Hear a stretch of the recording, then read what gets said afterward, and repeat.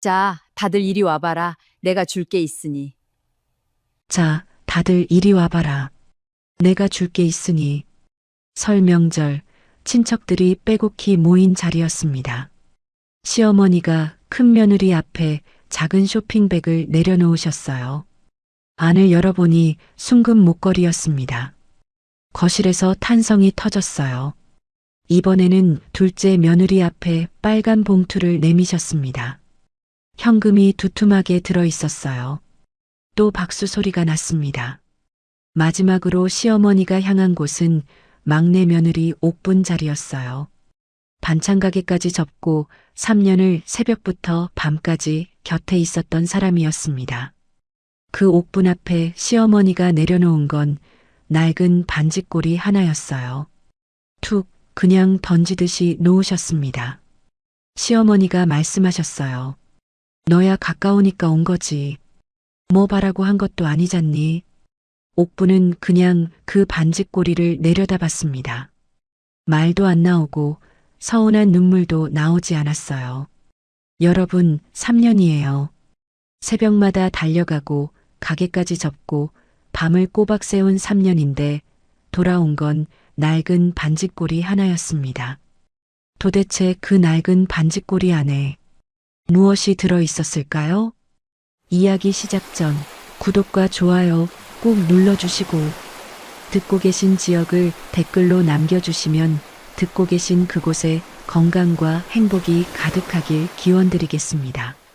시어머니께서 무릎이 너무 안 좋아 걷기조차 힘드시다는 소식을 들은 건 유난히 바쁜 오후였습니다. 옥부는 그날도 반찬 가게 주방에서 멸치볶음을 적고 있었거든요. 작은 가게였지만 단골 손님이 꽤 됐고 10년 넘게 해온 일이라 손에 익을 대로 익어 있었습니다. 그런데 남편 기태에게서 전화가 왔어요. 목소리가 낮게 가라앉아 있었습니다. 여보, 어머니 무릎이 많이 안 좋으시대. 인공관절 수술을 받으셔야 할 것 같아. 수술은 잘 끝났습니다. 그런데 문제는 그 다음이었어요.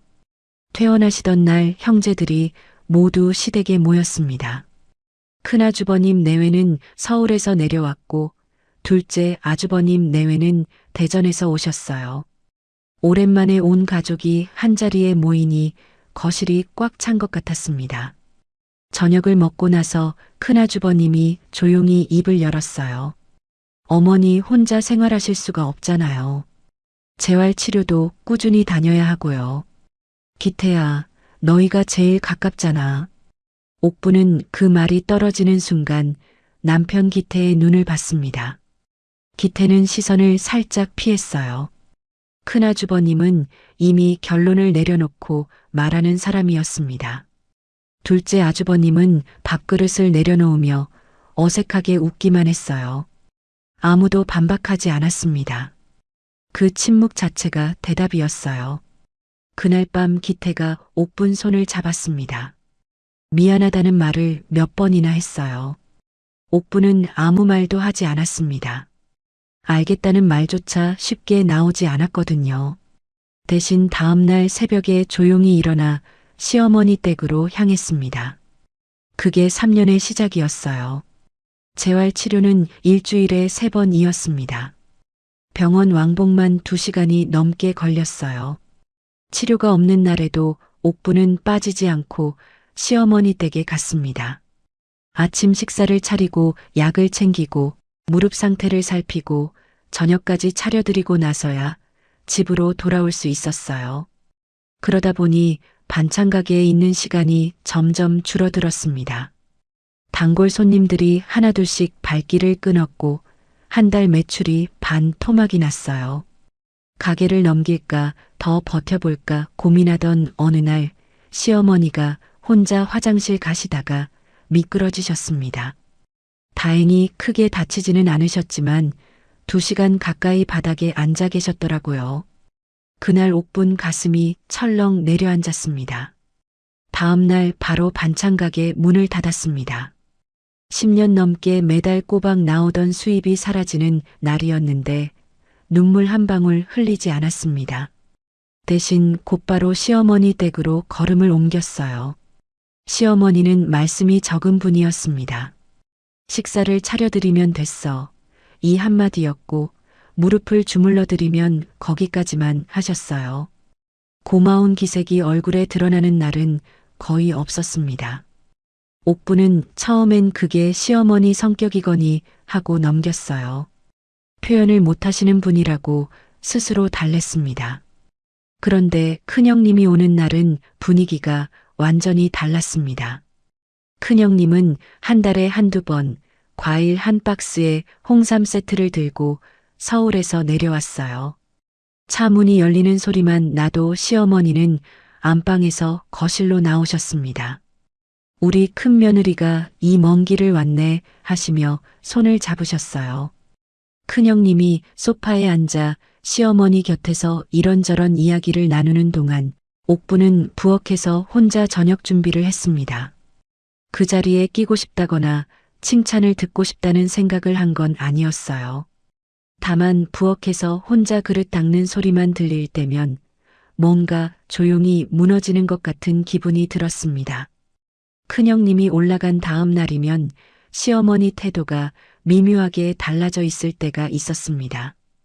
약을 드리러 가면 필요 없다고 손을 저으셨고 밥을 차려드리면 숟가락을 늦게 드셨어요. 딱히 무슨 말씀을 하시는 건 아니었습니다. 그냥 공기가 달랐어요. 옥부는 이유를 몰랐습니다. 그러던 어느 날 저녁이었습니다. 설거지를 마치고 나오는데 시어머니가 거실에서 옥분을 보시더니 짧게 말씀하셨어요. 큰 며느리는 멀리서도 이렇게 오는데 너는 가깝다고 대충 하는 것 같더라. 옥분 손이 잠깐 멈췄습니다. 대충이라는 말이 어디서 나온 건지 알 수가 없었어요. 어디서 들으신 건지 여쭤보고 싶었지만 입이 떨어지지 않았습니다. 네 하고 대답하는 게 전부였어요. 그 무렵부터 큰형님 전화가 눈에 띄게 잦아지기 시작했습니다. 일주일에 한 번이던 게 사흘에 한 번이 됐고 나중에는 거의 매일이 됐어요. 옥분이 시어머니 댁에 들어서면 전화 통화 중이신 날이 많았습니다. 눈이 마주치면 시어머니는 전화기를 반대쪽으로 돌려 잡으셨어요. 무슨 말씀을 나누시는지 들리지 않았지만 어느 날은 분명히 자기 이름 두 글자가 들린 것 같았습니다. 기분 탓이려니 했습니다. 그런데 다음 날 아침 시어머니는 옥분이 차린 밥상 앞에서 오랫동안 수저를 들지 않으셨어요. 이유는 여전히 몰랐습니다. 그냥 3년이 그렇게 흘렀습니다. 큰형님이 처음부터 그런 사람이었던 건 아닙니다. 적어도 옥분 눈에는 그랬어요. 명절마다 시댁에 들르고 시어머니 생신 선물을 빠짐없이 챙기는 사람이었습니다. 살갑지는 않았지만 딱히 못되게 구는 일도 없었어요. 그냥 서울에서 가끔 내려오는 큰아주버님 아내였습니다. 그런데 수발이 1년을 훌쩍 넘어가면서 뭔가 조금씩 달라지기 시작했어요. 달라진 건 큰형님이 아니라 시어머니의 눈빛이었습니다. 시어머니는 예전에는 약을 드릴 때 손을 내미셨는데 어느 순간부터 스스로 집어드셨어요. 밥상을 차려드리면 됐다고만 하시고 방으로 들어가셨습니다. 옥분이 뭔가 여쭤보려 하면 짧게 대답하시고 화제를 돌리셨어요. 3년을 매일 드나든 며느리한테 점점 선을 긋는 것처럼 느껴졌습니다. 남편 기태한테 조심스럽게 이야기를 꺼냈더니 그냥 원래 성격이 그러신 거 아니겠냐는 대답이 돌아왔어요. 옥부는 더 말을 잇지 않았습니다. 기태는 집안일에 깊이 발을 들이기 싫어하는 사람이었거든요. 그 성격을 탓할 마음은 없었습니다. 그냥 혼자 사귀었어요. 그 무렵 이상한 일이 하나 있었습니다. 시어머니가 평소 즐겨보시던 건강 프로그램이 끝나면 꼭 안방으로 들어가서 전화를 거셨어요. 거실에서는 말소리가 잘 들리지 않았지만 통화가 꽤 길게 이어졌습니다. 처음엔 친한 이웃분과 나누시는 안부 전화겠거니 했어요. 그런데 어느 날 약을 가지러 안방 문 앞에 섰을 때 분명히 큰형님 이름이 들렸습니다. 옥분이 노크를 하자 시어머니는 금방 전화를 끊으셨어요. 별일 아니겠지 하고 돌아섰지만 발걸음이 무거웠습니다. 이상한 낌새를 확실히 챈 건 이웃집 복순 어르신 때문이었습니다. 시어머니와 50년 가까이 친하게 지내온 분이셨어요. 어느 날 복순 어르신이 골목 어귀에서 옥분을 살며시 붙잡았습니다. 옥분 씨, 나는 잘 모르는 일이니까 그냥 흘려들어요. 근데 요즘 큰형님이 이 동네 분들한테 뭔가 얘기를 하고 다니는 것 같더라고요. 어머니 통장 얘기를. 복순 어르신은 그 이상 말씀을 잇지 않으셨습니다. 그 정도면 충분하다는 듯이 옥분 눈을 한번 보시고 골목을 돌아가셨어요. 옥분은 그 자리에 한동안 그대로 서 있었습니다. 귀가 먹먹해졌어요. 통장이라는 단어가 머릿속에서 자꾸 맴돌았습니다. 집에 돌아와 핸드폰을 열어보니 가족 단톡방에 큰형님이 며칠 전에 글을 올려놓은 게 보였어요. 옥분은 바빠서 미처 확인을 못했던 거였습니다. 내용은 짧았어요.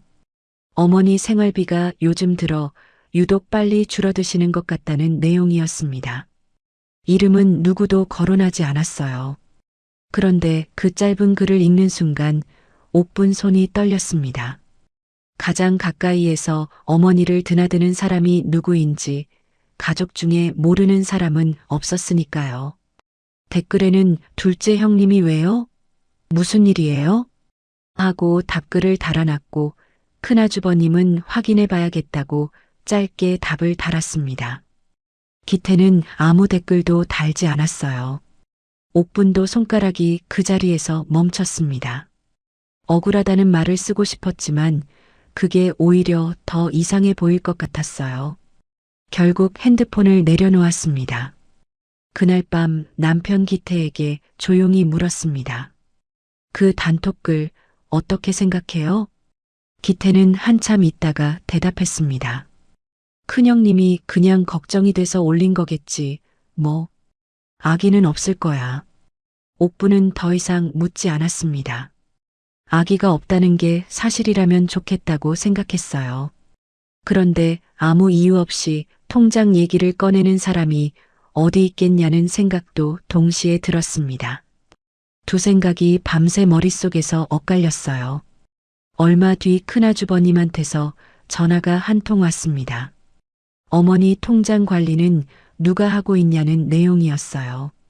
어머니가 직접 하신다고 기태가 대답하자 큰아주버님은 그래도 매달 내역을 다 같이 확인하는 게 맞지 않겠냐고 했습니다. 목소리는 부드러웠지만 말의 방향은 분명했어요. 전화는 거기서 끊겼습니다. 옥분은 그 통화를 옆에서 듣고만 있었어요. 기태도 전화를 끊고 나서 아무 말도 하지 않았습니다. 일주일쯤 뒤였어요. 큰형님이 예고도 없이 내려왔습니다. 옥분이 시어머니 댁 주방에서 저녁 준비를 하고 있는데 현관문 열리는 소리가 났어요. 잠깐 시어머니께 인사를 드린 큰형님이 슬쩍 부엌 쪽으로 걸어왔습니다. 그러더니 옥분 바로 옆에 서서 낮은 목소리로 말했어요. 동서, 어머니 통장 사진 좀 찍어줄 수 있어? 형제들이 다 같이 확인하는 게 맞는 것 같아서. 괜찮지? 입은 웃고 있었습니다. 그런데 눈이 웃지 않았어요. 옥분은 냄비 뚜껑을 천천히 내려놓으며 고개를 들었습니다. 어머니 통장은 어머니가 직접 관리하세요. 저는 손 뗀 적 없어요. 큰형님은 아 그래? 하고 아무렇지 않은 듯 거실로 나갔습니다. 그게 전부였어요. 그런데 그 짧은 말 한마디가 주방 공기를 싸늘하게 바꿔놓았습니다. 국이 팔팔 끓는 소리가 한동안 귀에 들어오지 않았어요.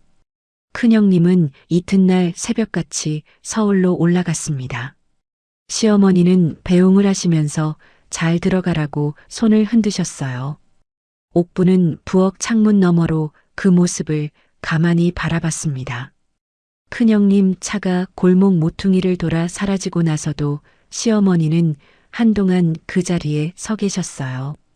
그 뒷모습이 그날따라 유난히 쓸쓸해 보였는데 옥부는 어머니 곁으로 다가가지 못했습니다. 발이 주방 문턱에서 멈췄어요. 그날 밤 거울 앞에 섰을 때 옥부는 자기 얼굴이 낯설었습니다. 3년 사이에 이마주름이 눈에 띄게 깊어진 게 보였어요. 반찬 가게를 접으면서 미처 못 받고 나온 외상값이 잠깐 생각났다가 금방 지워졌습니다. 억울한 건 그게 아니었어요. 3년 동안 단 한 번도 어머니 통장에 손을 댄 적이 없는데 지금 이 집에서 가장 의심받는 사람이 자기 자신이라는 사실이 밤새 옥분을 붙들고 놓아주지 않았습니다. 설이 한 달 앞으로 다가오던 무렵부터 시어머니가 눈에 띄게 달라지셨습니다. 옥분이 아침에 시댁 문을 열고 들어서면 예전에는 안방에서 기척이라도 내셨는데 그때부터는 아무 소리도 없었어요. 밥상을 차려드리면 드시긴 하셨지만 숟가락을 내려놓으시면서 눈을 마주치지 않으셨습니다. 뭔가 할 말씀이 있는데 참고 계신 것 같은 얼굴이었어요. 옥부는 괜히 더 부지런히 움직였습니다. 싱크대를 닦고 냉장고 안을 정리하고 창틀 먼지를 닦았어요. 뭔가를 계속하고 있어야 그 어색한 공기를 견딜 수 있었거든요. 그러던 어느 날 저녁이었습니다. 옥분이 설거지를 마치고 나오는데 시어머니가 안방 문을 열고 나오셨어요. 주무시려고 이미 잠옷으로 갈아입으신 상태였는데 옥분을 한참 바라보시더니 입을 여셨습니다. 옥분아, 내 통장 내가 쓴 거야? 옥분은 그 자리에서 굳었습니다. 심장이 한 박자 늦게 뛰는 것 같았어요. 어머니, 무슨 말씀이세요? 저는 어머니 통장 손 뗀 적 없어요. 그래, 큰 며느리가 그러던데. 지난달에 돈이 이상하게 많이 빠져나갔다고. 옥부는 아무 말도 하지 못했습니다. 시어머니는 더 이상 묻지 않으시고 안방으로 들어가셨어요. 문이 닫히는 소리가 유난히 크게 들렸습니다. 옥부는 현관에 세워둔 자기 가방을 들고 시댁을 나왔어요. 골목에 서서 한참 하늘을 올려다봤습니다. 눈물이 나오려고 했지만 꾹 눌렀어요. 집에 돌아와 남편 기태에게 있는 그대로 이야기했습니다. 기태는 인상을 찌푸리며 내가 형한테 한마디 하겠다고 했어요. 옥부는 그냥 두라고 말렸습니다. 괜히 형제간에 틀어지면 결국 더 힘들어지는 건 자기 자신이라는 걸 알고 있었거든요. 며칠 뒤 가족 단톡방이 다시 움직였습니다. 이번에는 큰형님이 직접 올린 글이 아니었어요. 둘째 형님이 올린 글이었습니다. 명절 음식은 어떻게 할 건지, 어머니 건강이 안 좋으시니 올해는 간소하게 하는 게 낫지 않겠냐는 내용이었어요. 그 아래 큰형님이 댓글을 달았습니다. 음식은 원래 가까운 사람이 하는 거니까 막내 동서가 알아서 해주겠죠 라고요. 이모티콘까지 하나 붙어 있었어요. 옥부는 그 댓글을 3번 읽었습니다. 웃는 얼굴 이모티콘이 그날따라 이상하게 보였어요. 설 당일 아침 일찍부터 시어머니 댁 부엌에 섰습니다. 혼자였어요. 큰아주버님 내외는 오전 11시쯤 온다고 했고 둘째 아주버님 내외는 점심때가 돼서야 도착했습니다. 차례 음식만 20가지가 넘었어요. 전을 부치고 탕국을 끓이고 나물을 무치는 동안 4시간이 훌쩍 지나갔습니다. 두 아주버님 내외가 도착해서 거실에 자리를 잡는 동안 옥부는 한 번도 부엌 밖으로 나오지 않았어요. 누가 불러주지 않았기도 했지만 부엌에 있는 편이 차라리 마음이 편했습니다. 차례를 지내고 나서 다 같이 둘러앉아 음식을 먹었습니다. 오랜만에 만나는 가족들이라 이야기가 끊이지 않았어요. 시어머니는 큰아주버님 가족 옆에 꼭 붙어 앉으셨습니다. 큰형님이 이것저것 시어머니 입에 넣어드리면 환하게 웃으셨어요. 옥부는 음식이 모자라지 않도록 부엌과 거실을 계속 오갔습니다. 식사가 거의 끝나갈 무렵이었어요. 친척 어르신 두 분도 와 계셨고 아이들까지 합치면 거실이 꽤 북적였습니다. 그때 시어머니가 갑자기 자리에서 일어나셨습니다. 안방으로 들어가시더니 양손에 무언가를 들고 나오셨어요. 반짝이는 작은 쇼핑백 2개와 낡은 보자기에 쌓인 꾸러미 하나였습니다. 거실이 조용해졌어요. 시어머니는 먼저 큰형님 앞에 쇼핑백 하나를 내려놓으셨습니다. 환하게 웃으시면서요. 우리 큰며느리 서울서 이 먼 길을 왔으니까. 큰형님이 쇼핑백을 열었습니다. 두꺼운 케이스 안에 굵은 순금 목걸이가 들어 있었어요. 금빛이 거실 조명 아래서 반짝였습니다. 어머, 어머님, 이게 얼마짜리예요? 하는 소리와 함께 탄성이 터졌어요. 친척 어르신들도 아이고 곱다 하시며 손뼉을 치셨습니다. 시어머니는 흐뭇하게 웃으시면서 이번에는 둘째 형님 앞에 빨간 봉투를 내미셨습니다. 둘째 형님이 봉투 안을 살짝 열어보더니 눈이 커졌어요. 현금이 두툼하게 들어 있었습니다. 감사합니다. 어머님 하는 말에 또 박수 소리가 났어요. 거실 안이 환했습니다. 옥부는 밥상 모서리를 두 손으로 꽉 쥔 채 그 모습을 바라봤어요. 가슴이 이상하게 빠르게 뛰었습니다. 그 다음이 두려웠어요. 시어머니가 옥분을 보셨습니다. 그리고 낡은 보자기에 쌓인 꾸러미를 옥분 앞에 툭 놓으셨어요. 너는 그냥 가까우니까 매일 온 거지. 뭘 바라고 한 것도 아니잖아. 거실이 순식간에 조용해졌습니다. 누군가 헛기침을 했어요. 아이 하나가 무언가를 물어보려다가 엄마한테 팔을 잡혔습니다. 큰형님은 목걸이 케이스를 내려다보고 있었어요. 둘째 형님은 시선을 창문 쪽으로 돌렸습니다. 옥부는 보자기 꾸러미를 내려다봤습니다. 낡은 반지꼴이었어요. 뚜껑 가장자리가 닳아서 색이 바랬고 고리 부분이 녹슬어 있었습니다. 3년 동안의 일이 그 자리에서 한꺼번에 밀려왔어요.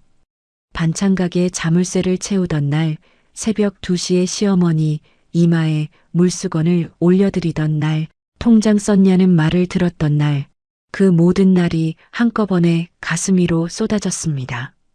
옥부는 아무 말도 하지 않았습니다. 반지꼬리를 무릎 위에 올려놓고 고개를 숙였어요. 눈물이 나오려는 걸 이를 악물고 막았습니다. 잠깐 바람 좀 쐬고 올게요. 목소리가 떨렸어요. 아무도 붙잡지 않았습니다. 옥부는 반지꼬리를 들고 조용히 베란다로 나갔어요. 바깥 공기가 차가웠습니다. 거실 안에서 다시 웃음소리가 들려왔어요. 여러분, 여기까지 잘 들으셨어요? 옥분이가 3년 동안 얼마나 힘들었을지 마음이 많이 쓰이시죠? 새벽마다 달려가고 반찬 가게를 그만두고 시어머니 통장에 돈을 썼느냐는 말까지 들으면서도 묵묵히 자리를 지킨 그 마음이 짠하면서도 참 대단하단 생각이 듭니다. 이제 저 낡은 반지꼬리 안에 과연 무엇이 들어있는지 이야기는 새로운 방향으로 흘러갑니다. 이어지는 이야기도 꼭 끝까지 들어봐 주세요. 베란다 바닥에 쪼그리고 앉은 채로 얼마나 있었을까요? 거실 안에서는 웃음소리가 계속 들려왔습니다. 누군가 노래 얘기를 하다가 손뼉을 쳤고 아이 하나가 뭔가를 달라고 보채는 소리도 들렸어요. 명절 소리였습니다. 옥부는 무릎 위에 반지꼬리를 올려놓은 채 차가운 베란다 벽에 등을 기댔어요.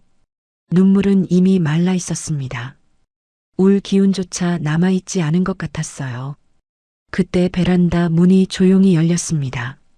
복순 어르신이었어요. 두꺼운 겉옷도 걸치지 않은 채로 나오셔서 옥분 옆에 조용히 앉으셨습니다. 많이 서러웠지.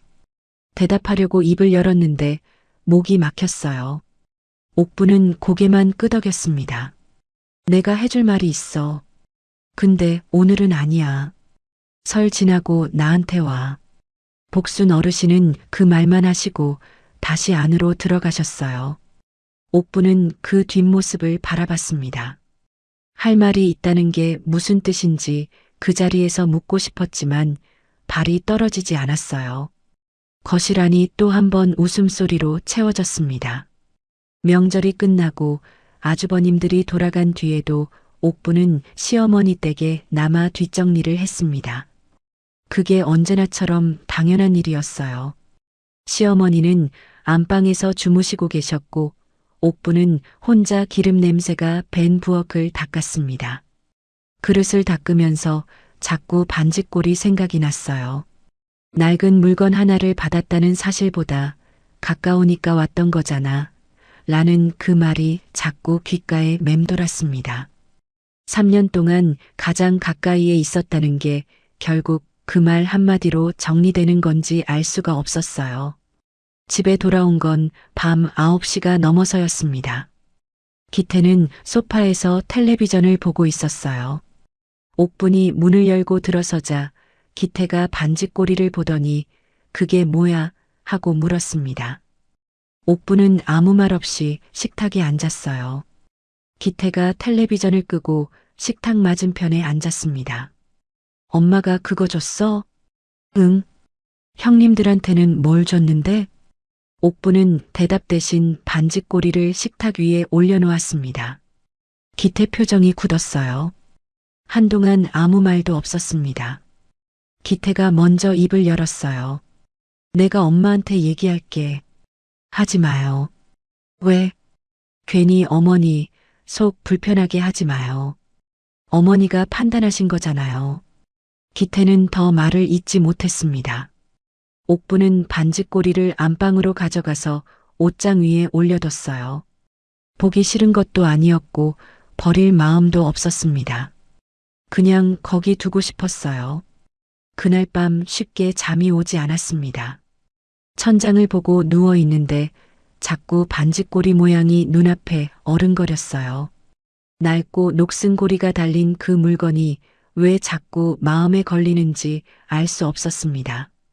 옥부는 결국 한밤중에 일어나 안방으로 갔어요. 옷장 위에서 반짓고리를 내려다가 불을 켜고 식탁에 앉았습니다. 뚜껑을 열었어요. 실패와 바늘꽂이가 보였습니다. 낡은 골무도 있었어요. 오래전부터 쓰던 반짓고리가 맞았습니다. 그런데 바늘꽂이 밑에 뭔가 있었어요. 옥부는 바늘꽂이를 드러냈습니다. 반짓고리 바닥에 작은 천주머니가 하나 놓여 있었어요. 입구가 꼭 묶여 있었습니다. 손이 조금 떨렸어요. 천천히 매듭을 풀었습니다. 통장 2개와 편지 1장이 나왔습니다. 옥부는 한동안 그것들을 내려다봤어요. 통장 표지에 적힌 이름을 확인하는 순간 손이 멈췄습니다. 자기 이름이었어요. 전옥분. 시어머니 명의가 아니었습니다. 떨리는 손으로 통장 잔액을 확인했습니다. 첫 번째 통장은 7천만 원, 두 번째 통장은 3천만 원이었습니다. 합치면 1억 원이나 되는 큰 돈이었어요. 나중에 남편 기태한테 들었는데 통장 하나는 시어머니가 젊었을 때부터 조금씩 부어온 적금이고 다른 하나는 시댁 논 팔고 남겨둔 돈이라고 했습니다. 평생 아껴서 모은 돈이었어요. 손을 내려놓지 못한 채 천주머니 안을 다시 들여다봤습니다. 편지 1장이 아직 남아 있었어요. 편지를 들었어요. 시어머니 글씨였습니다. 획이 고르지 않고 힘이 없었어요. 무릎 수술 뒤부터 손 힘이 많이 약해지셨다는 걸 알고 있었기에 이 편지를 쓰는데 얼마나 오래 걸리셨을지 짐작이 됐습니다. 옥분아, 이 편지를 쓰는데 며칠이 걸렸다. 손이 말을 잘 안 들어서 나는 말을 잘 못하는 사람이야. 살면서 그게 제일 후회된다. 내가 우리 집에 들어온 뒤로 내가 너한테 고맙다는 말을 제대로 한 번을 못했어. 알고 있어. 반찬 가게 접은 것도 알고 있고 새벽에 혼자 와서 자고 간 날도 알고 있어. 다 알고 있었어. 말을 못했을 뿐이야. 큰 며느리가 나한테 내 욕을 많이 했다. 통장 얘기도 했어. 나는 그 말 듣는 척하면서 다 흘렸어. 그 말이 거짓인 거 내가 더 잘 알거든. 근데 내가 큰 며느리한테 그걸 들켜버리면 곤란한 일이 생겨. 그래서 참았어. 오늘 내 앞에서 그 반지꼬리를 내려놓은 것도 이유가 있어. 큰 며느리 있는 자리에서 통장을 주면 난리가 난다. 그래서 이렇게 숨겨뒀어. 통장은 내 이름으로 이미 바꿔놨어. 내가 필요한 곳에 쓰렴. 내가 평생 모은 거야. 그리고 한 가지 더 있어. 내 친구 복순이한테 가봐. 복순이가 너한테 줄 게 있을 거야. 나는 내가 3년 동안 한 일을 다 알아. 고마워. 그리고 미안해. 시어머니가. 옥부는 편지를 다 읽고 나서 한참 동안 아무 말도 못했습니다. 눈물이 편지 위로 떨어졌어요. 소리를 내지 않으려고 했는데 참아지지 않았습니다. 기태가 잠에서 깨어 식탁으로 나왔어요. 옥분 옆에 앉아서 편지를 읽었습니다. 기태도 아무 말이 없었어요. 다음 날 아침 옥분은 복순 어르신 댁으로 갔습니다.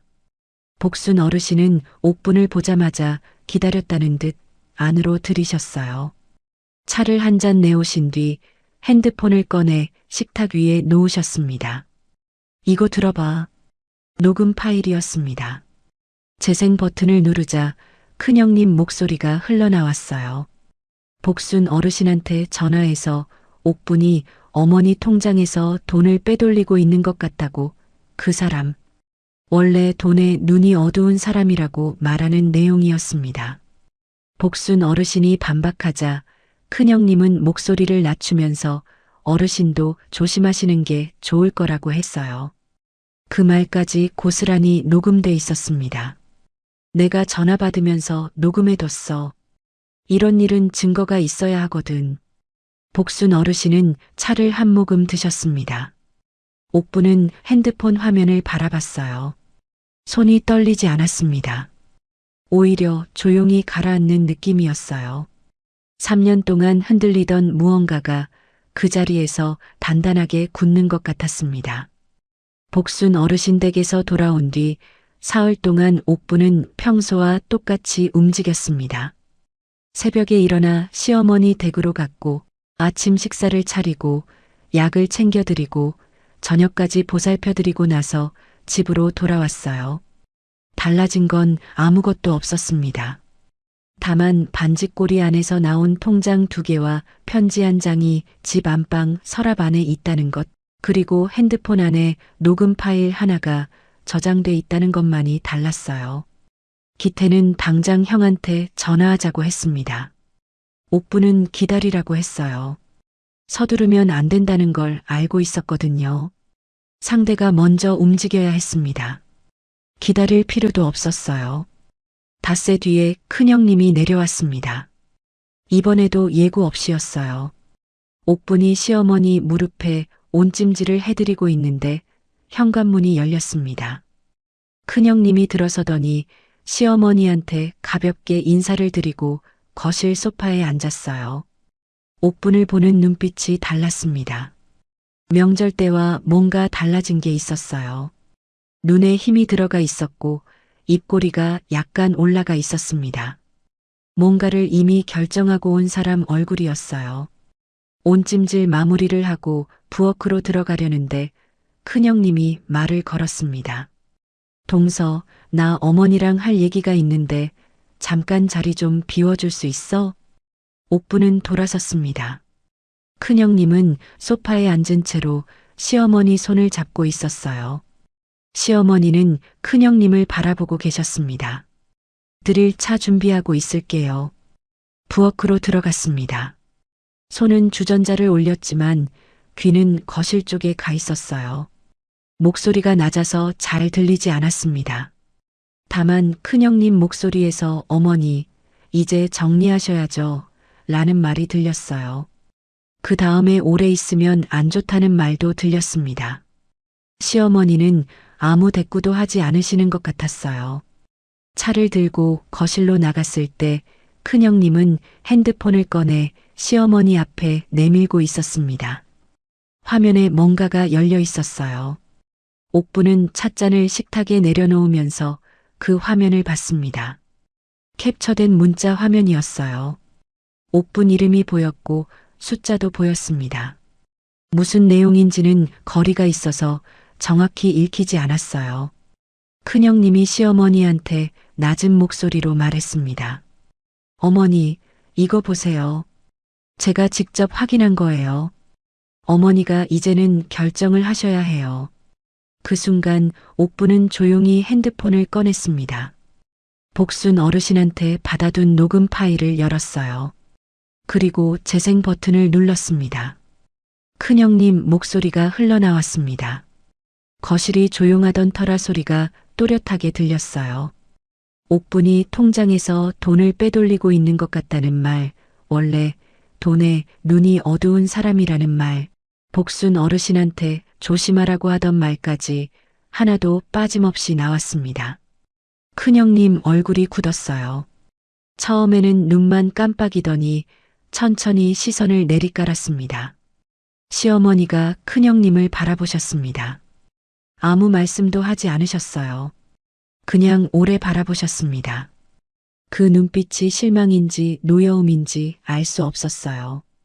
큰형님이 먼저 입을 열었습니다. 어머니, 이건 제가 그냥 걱정이 돼서 한 말이에요. 어머니 지키려고 한 거라고요.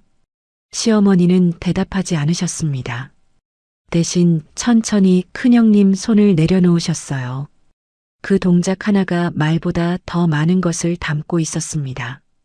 큰형님은 더 말을 잇지 못했어요. 그때 기태가 들어왔습니다. 옥분한테 연락을 받고 일찍 퇴근한 것이었어요. 기태는 거실 분위기를 한눈에 읽었는지 아무 말도 하지 않고 옥분 옆에 섰습니다. 큰형님은 핸드폰을 가방에 넣고 자리에서 일어섰어요. 목소리가 조금 흔들렸습니다. 저 오늘은 그냥 올라갈게요. 어머니 건강하세요. 시어머니는 배웅을 하지 않으셨습니다. 그냥 소파에 앉아 계셨어요. 큰형님이 현관을 나가는 소리가 들렸고 문이 닫혔습니다. 거실이 조용해졌어요. 한참 뒤에 시어머니가 기태를 보셨습니다. 큰 형한테 연락해라. 통장 얘기 다 설명해. 기태가 고개를 끄덕였습니다. 시어머니는 그러고 나서 옥분을 보셨어요. 한참 동안 말씀이 없으셨습니다. 옥분도 아무 말 하지 않았어요. 그냥 그 자리에 서 있었습니다. 시어머니가 천천히 손을 내미셨습니다. 옥분이 그 손을 잡았어요. 뼈가 느껴질 만큼 가는 손이었습니다.